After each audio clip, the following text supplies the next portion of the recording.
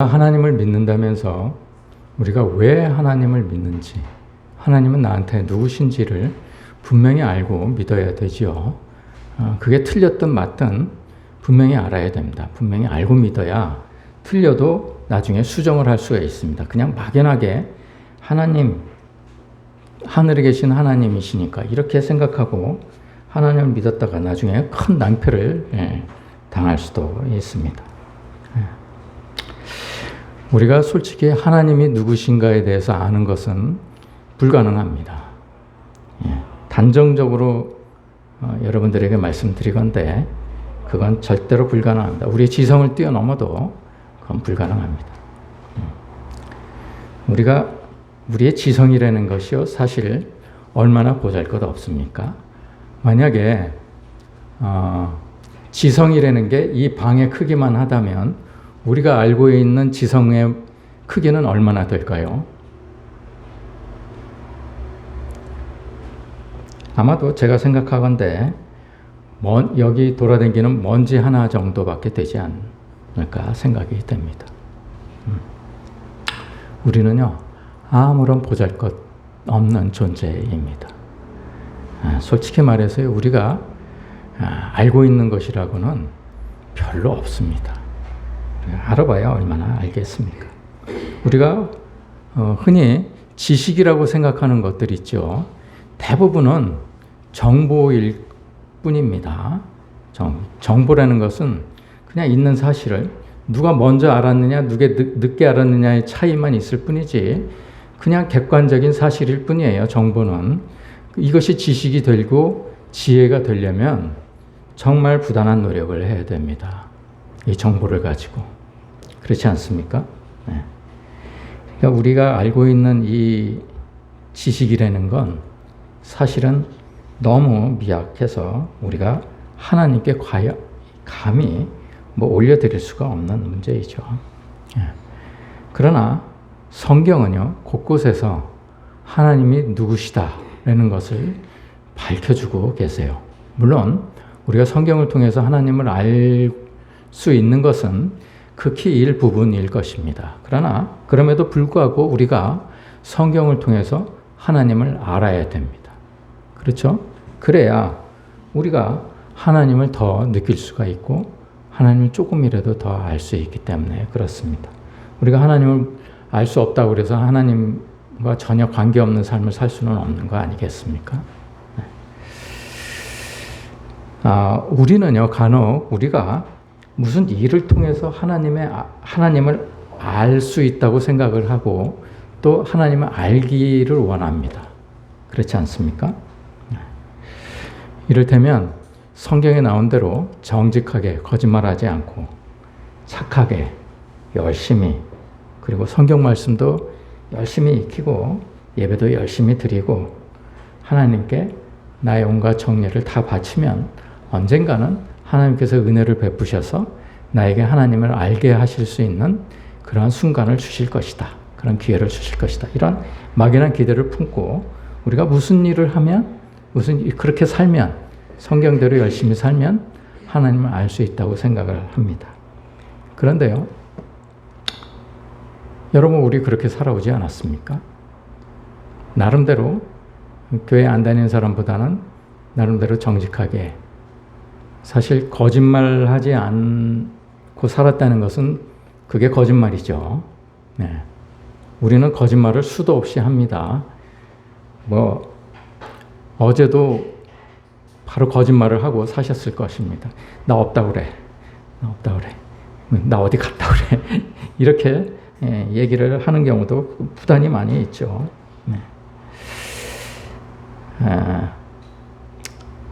그러나 하나님은 우리가 무슨 일을 함으로 하나님을 알려주시지는 않습니다. 하나님은요, 그리고 당신 스스로를 아무에게나 그렇게 섣불리 알려주지 않으세요. 또 우리는 무슨 문제가 있을 때 기도를 하면 된다고 믿습니다. 그렇지 않습니까? 네. 그런데요, 문제에 닥쳤을 때 그 문제를 해결하기 위해서 기도를 하려면요, 그 기도가 능력 있는 기도가 되어야 돼요. 그렇지 않습니까? 그런데 능력 있는 기도는 누가 한다고 그랬습니까? 거듭난 자들이 하는 것입니다. 우리가 거듭나기 전에는요, 능력 있는 기도를 할 수가 없어요.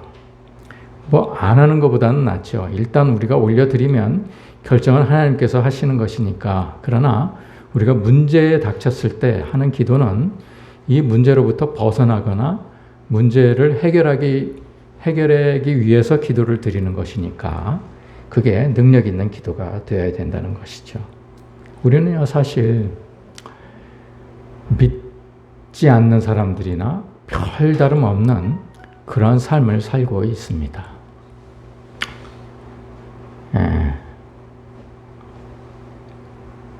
예배 중에 이런 말씀을 드려서 죄송합니다만 지금 정광훈 목사님하고 심화보 목사님하고 심하게 다투고 있는 거 아시죠? 둘 다 똑같은 분들 같습니다. 제가 보기에는. 믿을 사람이 못 돼요. 저도 굉장히 실망을 했습니다. 제가 그 은평제일교회 다니는 장로를 한 분을 알고 있었는데 그분도 교회를 나왔더라고요. 여러분, 기도를 물론 우리가 기도는 합니다. 그러나 그 기도를 들어주시고 안 들어주시고는 우리가 거듭나기 전의 기도니까 그거는 하나님께서 결정하십니다. 마치 애굽에서 바로에게 고난을 받던 이스라엘 백성들이 하나님께 부르짖을 때 하나님께서 그 기도를 들으셨어요. 그렇죠? 그러나 이스라엘 백성들이 거듭난 기도를 드려서 기도를 들어주신 게 아니고요. 하나님께서 이스라엘 백성을 써야 하시기 때문에 들어주신 거예요. 그러니까 하나님, 이 바로 때문에 내가 죽을 지경입니다. 이 고난에서 좀 벗어나게 해주세요. 이렇게 기도를 드리니까 하나님께서 아니 얘네들은 내가 나중에 장차 가나안에 데리고 들어가서 써야 될 애들인데 죽으면 안 되지. 그러면 바로를 없애야 되겠다. 이렇게 생각을 하신 것이죠. 그래서 들어주신 것이죠. 하나님의 뜻을 이루기 위해서 들어주신 것입니다. 이스라엘 백성을 위해서 들어주신 것은 아니죠. 우리가 그걸 분명히 알아야 됩니다.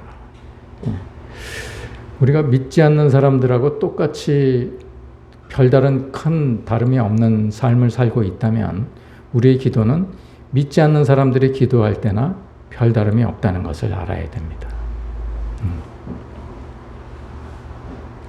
여러분들도 만약에 혹시 여러분 하나님께서 저를 쓰실지 모르지 않습니까? 언젠가. 저 괴롭히지 마십시오. 만약에 저 괴롭히면 하나님께서 보시기에 얘 나중에 이럴 때 써야 되는데 누구 때문에 뭐 괴롭되거나 죽게 됐거나 미치겠다고 그러면 혹시 하나님께서 어떤 조치를 내리실지 모르니까 여러분들 잘 생각하십시오. 그럼에도 불구하고 우리는 기도마다 예수님의 이름으로 기도합니다라고 기도를 마칩니다. 그렇죠? 네. 여러분 정말 예수님의 이름으로 기도했습니까? 아니면 내 이름으로 기도를 하는 겁니까?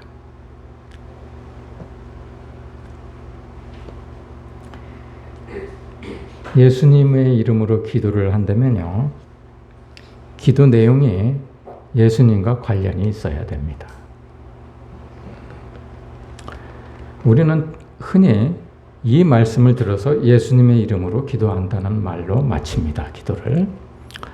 너희가 내 이름으로 무엇을 구하든지 내가 행하리니 이는 아버지로 하여금 아들로 말미암아 영광을 받으시게 하려 함이라. 내 이름으로 무엇이든지 내게 구하면 내가 행하리라. 이 말씀을 믿고 그냥 덮어놓고 예수님의 이름으로 기도를 드립니다라고 마칩니다. 그런데 기도 내용이요, 다 내 이름을 위해서 기도를 드리는 내용이죠. 거의 다 그렇습니다. 내 육신의 정욕, 안목의 정욕, 이생의 자랑을 위해서 기도를 드리는 것이죠. 하나님께서는 분명히 말씀을 하십니다. 이는 아버지로 하여금 아들로 말미암아 영광을 받으시게 하려 합니다. 아버지가 영광을 받으실 기도를 드려야 예수님의 이름으로 기도를 드리게 된다는 것이죠. 우리는요, 흔히 하나님을 아버지라고 부릅니다. 그렇지 않습니까? 왜 그럽니까?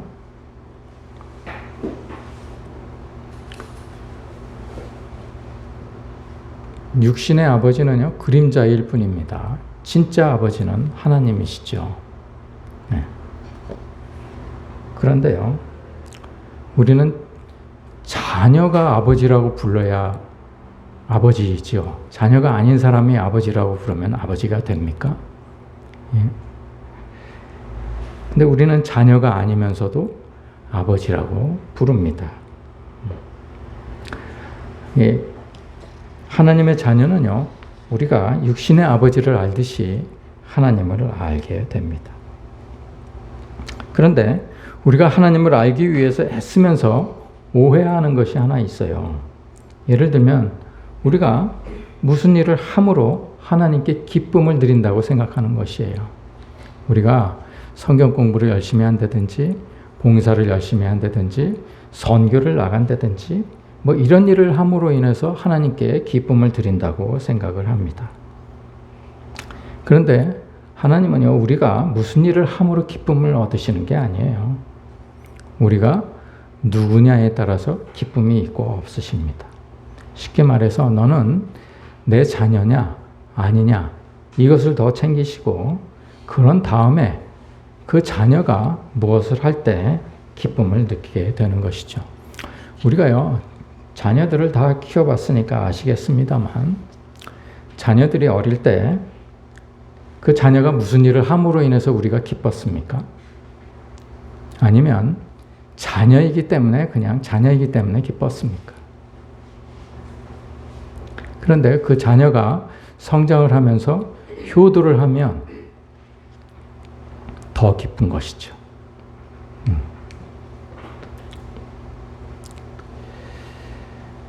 저는요, 4형제 중에 셋째로 태어났습니다. 셋째로 태어났다는 말은 무슨 말입니까? 이게 있어도 되고 없어도 되는 아들이라는 얘기입니다. 사실 따지고 보면. 첫째 아들은 맞으니까 모든 아들들의 표상이 되어야 되니까 관심을 많이 기울이고 훌륭하게 키우려고 애를 많이 씁니다.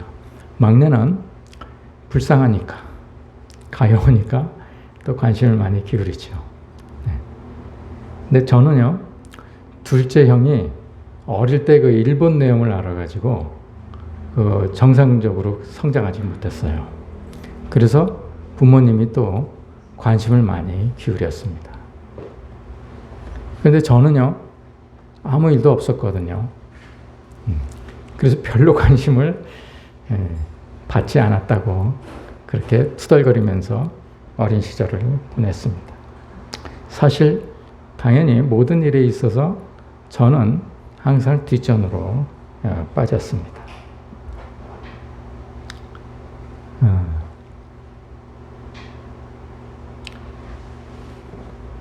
제가 군대에 있을 때 제 동생은 미국으로 유학을 떠나버렸습니다. 그래서 큰형, 둘째 형은 뭐 말할 것도 없이 큰형이 회사를 맡지 못하게 돼가지고 맡지 않는다고 그래가지고 할 수 없이 그 짐이 저에게로 돌아오게 된 것이죠. 제가 또 그 짐을 동생에게 물릴 수가 없어서 저는 그냥 그 짐을 고스란히 받아야 했습니다. 그래서 그런지 저는 부모님에 대한 그 어떤 사랑 뭐 이런 게 별로 크게 느껴지지 않은 채로 성장을 해왔습니다. 사실 제 부모님이요, 굉장히 엄격한 분이셨거든요. 제 어머니는요, 제가 시험을 보면 200문제를 전체 문항수가 200문제가 됐든 100문제가 됐든 한 개라도 틀리면 저는 어머니 앞에 무릎을 꿇고 앉아야 했습니다. 그리고 그 문제를 틀린 문제를 다시 풀게 하셨어요. 그래서 제가 다시 틀리면 5대, 그걸 제대로 맞추면 20대를 맞았습니다. 아는 것도 틀렸다고 그래서 20대를 맞아야 했습니다. 저는 어머니에 대한 기억이 굉장히 무서운 어머니, 힘든 어머니, 그렇게 기억이 납니다. 그럼에도 불구하고 제가 어머니가 돌아가신 지 한 20여 년이 좀 넘었는데 어머니가 보고 싶을 때가 많아요. 아마도 어머니에 대한 사랑을 제가 느끼고 살아왔던 것 같습니다. 저희 아버님은요, 가정에 별로 관심이 없으셨습니다. 아주 세상적인 분이셨고요. 돈, 명예, 물질, 여자에 관심이 많으셨습니다. 그래서 그런지 저는 그 아버지라는 단어가 그렇게 크게 정감 있게 다가오지 않습니다. 근데 하나님을 사람들이 아버지라고 불러야 된다고 그럴 때 저는 그게 싫었습니다. 인정하기가 싫었어요. 우리 육신의 아버지 같으면 안 되기 때문에 그랬습니다. 저에게 있어서 아버지라는 단어는 그렇게 좋지 않은 인식으로 남아 있었습니다. 아버님이 세상을 떠나실 때도 저는 아버지가 천국으로 가시지 못하셨을 것이라는 생각이 많이 들었습니다. 지금도 그렇게 생각하고 있습니다. 어머니가 병상에 3년 동안 혼수 상태로 누워 계실 때에도요, 저는 하루도 빠짐없이 어머니를 뵈러 갔었어요. 근데 그 사이에도 우리 아버님은요, 다른 행동을 많이 하셨습니다. 곱게 차려입고, 모자서부터 신발까지 명품으로 두르고, 그리고 잠깐 어머니를 뵙고, 그리고는 바로 나가셨습니다. 그러다가요, 제가 네팔 형제들을 돕게 되었습니다. 여러분 몇 분은 잘 아실 겁니다. 그 네팔에 있는 사무실도 가보셨죠?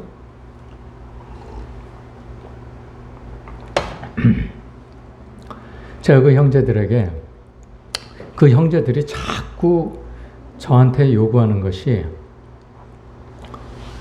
어떻게 하면 한국에 다시 돌아가서 근로자 생활을 할 수 있느냐 였어요.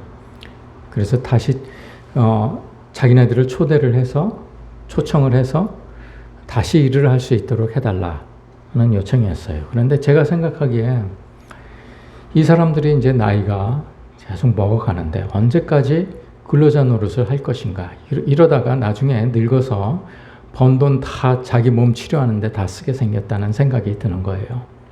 그래서 기회가 너희 나라에 있으니까 너희 나라에서 그 기회를 찾아라. 내가 도와주겠다. 이렇게 생각해서 내가 그 사람들에게 내가 사무실을 차려주고 그 사무실 인건비를 내가 댈 테니까 너희가 너희들 번 돈을 쓰기 아까우면 어느 정도 기간이 지날 때까지 내가 그걸 책임질 테니까 그거를 한번 해봐라. 이렇게 생각을 해서 그렇게 차려주고 그들이 여행사를 차리게 되었죠. 면허를 따고 여행사 면허를 따고 가이드 자격을 따게 되었죠. 지금은 여행사가 많이 성장을 해서 몇 위 안에 드는 여행사가 되었습니다. 네팔에서. 그런데 그 형제들의 어떤 사업 성장을 위해서 내가 이 노력을 조금이라도 했다는 것을 아는 사람은 다 그 사람들을 만나서 다 제 얘기를 하게 되죠. 그런데 이 아이들이요, 저는 그런 얘기를 하는 줄을 몰랐는데 만나는 사람마다 저보고 아버지라고 얘기를 하는 것을 들었습니다. 이 들은 사람들이 저한테 와서 얘기를 해주는 거예요. 그 친구들이 홍 사장이 홍 사장 보고 아버지라고 그러대. 이렇게 얘기를 해주는 거예요. 아마도 제가 그때 아버지라는 개념을 처음으로 느끼게 된 것 같습니다. 아버지란 언제나 뒤에서 든든히 받쳐주는 사람, 필요한 것을 채워주는 사람, 이런 사람을 아버지라고 그러는구나. 이렇게 생각을 하게 되었죠. 그래서 제가 하나님이 만약에 내 아버지라면 하나님이 나의 모든 것을 채워주시고 내 뒤에서 든든히 받쳐주는 분이 되시겠다. 이런 생각을 하게 된 겁니다. 그래서 제가 아버지라는 소리를 하나님께 처음 드리게 되었습니다. 그러나 우리가 아무리 하나님을 아버지라고 해도 아버지가 되겠습니까? 그냥 일방적인 우리의 표현일 뿐이죠. 바람일 뿐이고요.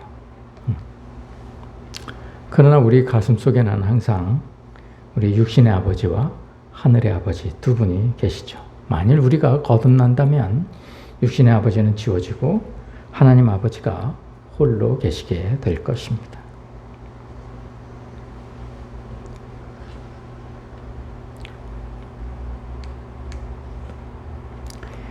우리가 자녀가 되는 데는요, 거듭남이 꼭 필요하다고 그랬습니다.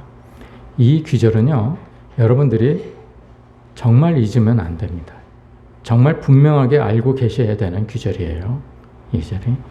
거듭난 자라야만이 하나님의 자녀가 된다고 그러시는 겁니다. 근데 거듭난 자가 누구냐? 영접하는 자, 곧 그 이름을 믿는 자들에게 믿는 자라고 그렇게 호칭을 하셨어요. 나 영접했습니다. 나 하나님 믿습니다. 다 대부분 이렇게 생각을 하기 때문에 자기가 거듭난 자라고 생각을 하는 것이죠. 그러나 여러분 보십시오. 아브라함은요, 99세까지 믿지 않았습니다. 베드로는 3년 동안 예수님께 직강을 받았어요. 저자 직강을 받았는데도요, 마지막 날 밤에 예수님을 배반했습니다. 우리는 베드로보다 더 훌륭한 믿음을 가지고 있습니까? 아브라함보다 더 훌륭한 믿음을 가지고 있습니까? 그런데 우리는 말로는 믿는다고 그러는 거예요. 다 영접했대요. 그 이름을 믿는다는 거예요. 이게 얼마나 참 안타까운 일입니까?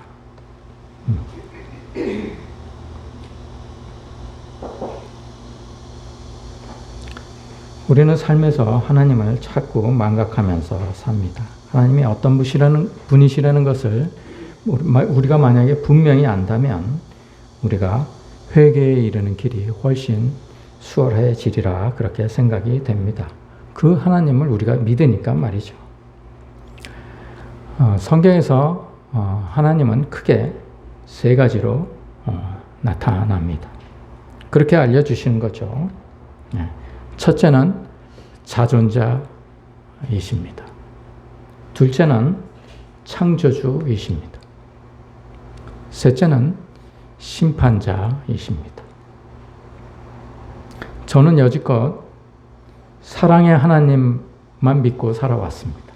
하나님이 사랑이시라니까 교회에서 그렇게 가르치니까 사랑이시구나 이렇게만 알고 살았죠. 그런데 제 바람은요, 하나님이 사랑이시라는 에서 사랑의 하나님이라고 믿은 게 아니고요. 정확하게 표현하면 하나님은 나한테 있어서 사랑의 하나님이어야 된다는 거예요. 제 생각에. 그래서 나머지는 귀에 담지 않았습니다. 심판자이시고 창조주이시고 자존자이시라는 것을 귀에 담아두지 않고 살았습니다. 사실 우리가 말씀도 제대로 한 구절 해석하지 못하면서 성경을 보고 하나님을 알 수 있다는 것이 어떻게 보면 어폐가 있을 수 있습니다. 아마도 말씀으로 짐작한다는 말이 더 어울릴지도 모르겠습니다. 그러나 그럼에도 불구하고 우리가 하나님은 누구신지 우리가 알아야 될 필요가 있는 것이죠. 하나님은 첫째 자존자이십니다. 오늘 본문에서 여러분들이 읽은 바와 같이 하나님 모세에게 이르시되 나는 스스로 있는 자다 라는 얘기이십니다. 이 스스로 있는 자라는 뜻이 무엇이냐?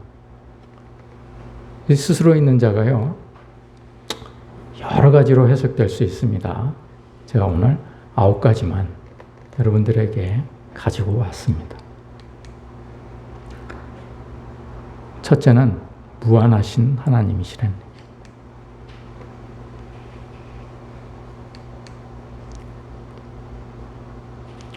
그 존재가 무한하신 것입니다. 그렇죠? 그 존재 자체가요, 너무나 크고 영향력이 크고 하시는 일이 크시기 때문에 우리가 감히 짐작할 수가 없다는 거예요. 존재의 하나님, 존재의 무한한 하나님이시라는 얘기입니다. 두 번째는 공간적으로 무한하신 하나님. 어디에서든지 계시는 거예요. 하나님은 우리가 어디를 가든지 거기에 하나님이 이미 계셨고 하나님께서 역사하고 계시는 것을 우리가 볼 수 있습니다. 공간적으로 무한하신 거예요. 세 번째는 어느 때든지 계시는 거예요. 여러분, 하나님이 안 계실 때도 있습니까? 그거는 우리가 하나님을 버릴 때죠. 하나님은 언제든지 우리와 함께 계셨습니다. 엔도 수샤크의 침묵이라는 소설을 여러분 보셨죠?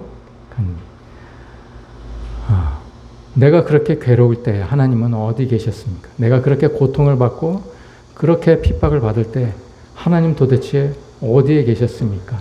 그러니까 하나님께서 모래사장 위에 찍힌 발자국을 보여주시는 거예요. 발자국이 하나밖에 없어요.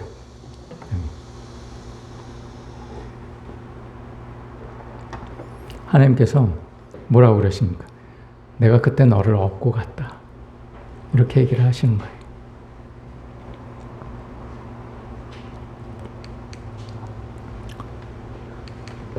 공유적으로도 무한하십니다. 공유적으로 무한하시다는 말은요, 내가 알 수 있는 것, 내가 지성으로 알 수 있는 것은 하나님도 다 아신다는 거예요. 내가 모르는 것까지도 하나님께서 다 아시는 거예요. 우리 인간이 알고 있는 것은 어느 인간이 알고 있듯이 다 알고 있는 것은 하나님께서 다 알고 계시다는 겁니다. 공유적으로 무한하시다는 거예요. 이게 하나님의 무한하신 속성이십니다. 두 번째는 영존하시는 하나님이십니다.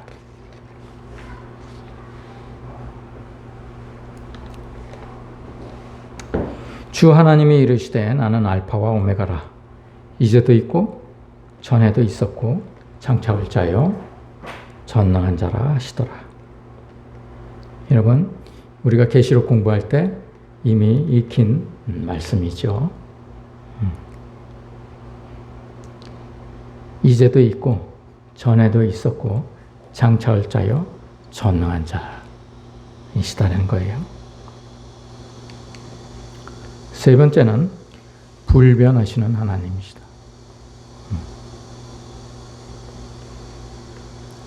요한은 변하지 않으신다는 거예요. 그래서 야곱의 자손들, 하나님은 변하지 않으시는 분이기 때문에 하나님을 믿는 자손들은 영존되리라는 얘기입니다. 너희가 결코 소멸되지 않을 것이다. 하나님이 불변하시지 않으신 분이기 때문에 너희는 절대로 소멸되지 않는다. 이 얘기입니다. 하나님의 자녀가 되면 너희는 절대로 소멸되지 않는다. 이 얘기입니다. 유일하신 하나님, 너무나 잘 알고 있죠.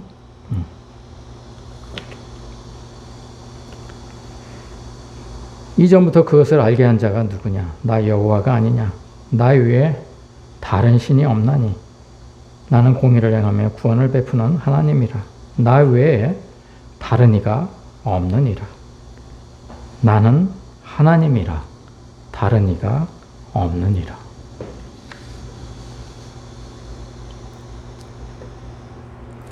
우리가 나누는 하나님이란 여호와 하나님을 얘기합니다. 여호와는 하나님의 이름이죠. 우리 이 세상에는 하나님이 많습니다. 그렇죠? 네. 바알의 하나님, 아세라 하나님, 시바의 하나님, 하나님이 엄청 많습니다. 우리는 여호와 하나님을 믿는 것입니다. 우리가 믿는 하나님의 이름이 여호와이십니다. 다섯 번째는 거룩하신 하나님이 되는 겁니다. 다른 신과 완전히 구별된 분이시다는 얘기입니다.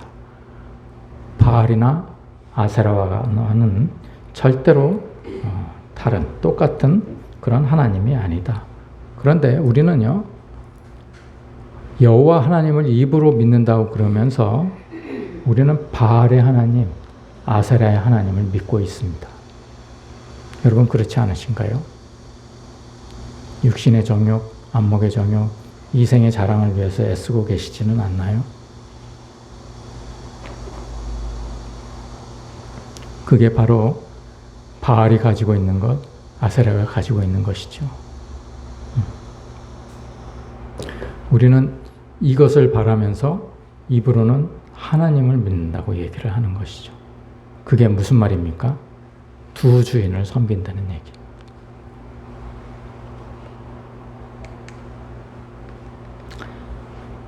여섯 번째는 완전하신 하나님이시라는 얘기입니다.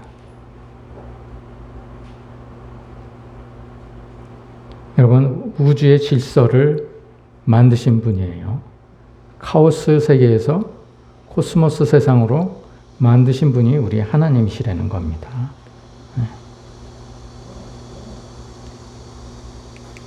일곱 번째는 전지전능하신 하나님이시라는 거예요.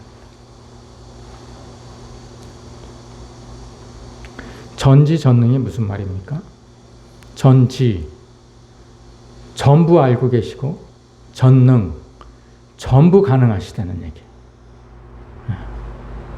모든 것을 다 알고 계시고 모든 것이 가능하신 분, 이것이 바로 전지전능하신 분입니다. 여호와의 주께서 나를 살펴보셨으므로 나도 아시는 거예요. 멀리서도 내 생각을 아시고요. 나의 모든 행위를 다 알고 계십니다. 내가 말하는 모든 지식, 지혜, 경험, 인격, 모든 것을 다 모르시는 게 하나도 없으시는 분입니다. 따라서 우리가 하는 짓을 전부 하나님께서는 다 알고 계십니다.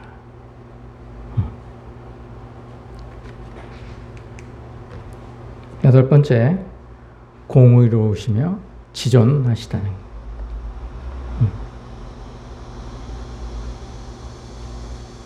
각 사람에게 그가 행한 대로 보응하시는 분입니다.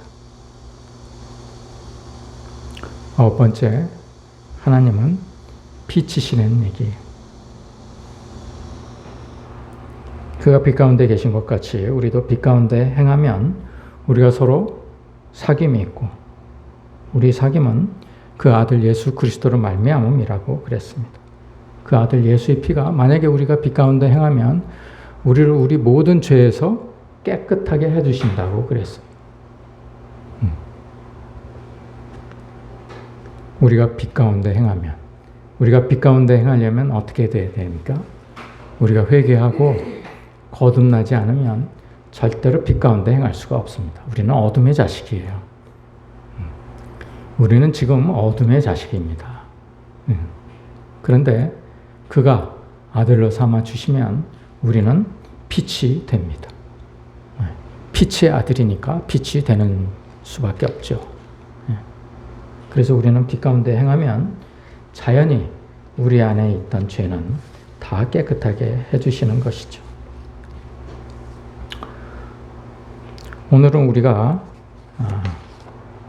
자존자이신 하나님에 대해서 우리가 같이 나누어 보았습니다. 여러분,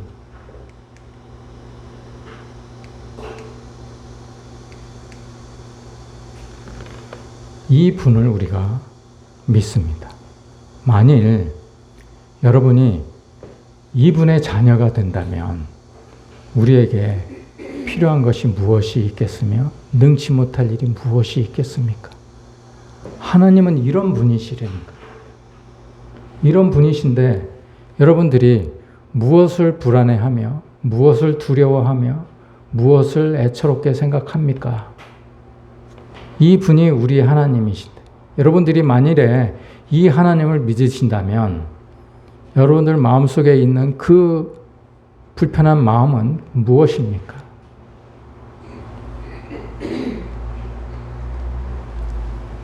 여러분, 조만간 이분이 우리의 아버지가 되실 것입니다.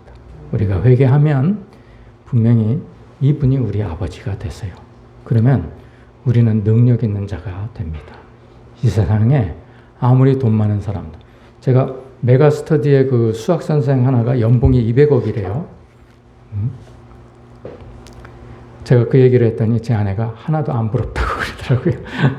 저는 되게 부럽던데 하나도 안 부럽다. 부럽지 않습니다. 거듭나면 그런 거 부럽지 않습니다. 이 세상 것이 전부 내 것이 되는데. 학원 선생 하나가 연봉이 200억이래니. 여러분, 하나님을 믿으십시오. 여러분, 입으로만 믿지 마시고요. 정말 믿어보십시오.